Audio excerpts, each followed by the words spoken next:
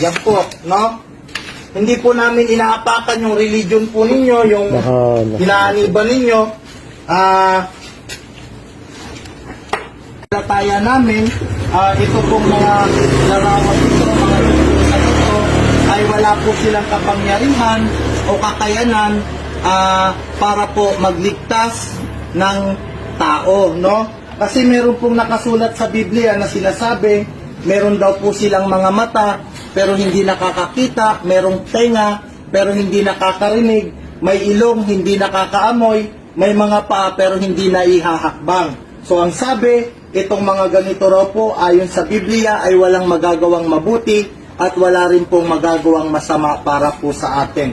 Ulitin ko lang po, yung kasama ko, yung kaibigan ko, siya po mismo yung nagsabi na surrender niya na po ito, sila po yung nagpusa para po basagin at i-dispose na rin po.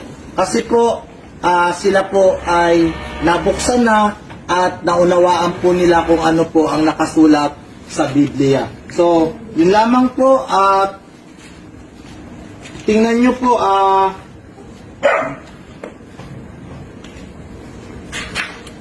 ito po, no? Babasagin na po natin sila, no? Isa-isa po, babasagin na po natin sila. Yan po, no? Hindi po namin inaapakan yung religion po ninyo, yung inaaniban ninyo.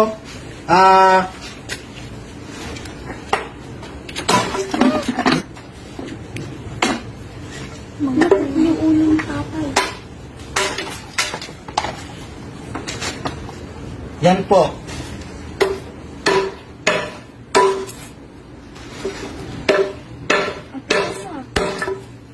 Matibay yung pagkagawa. Naka-plastic pa.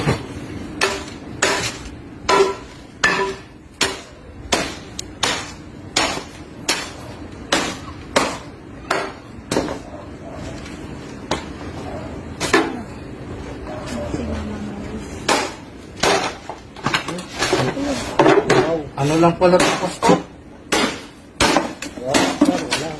Plastic lang pala.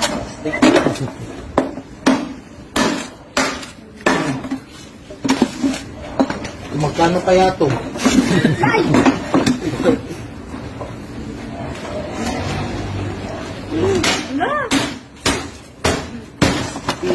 Religion.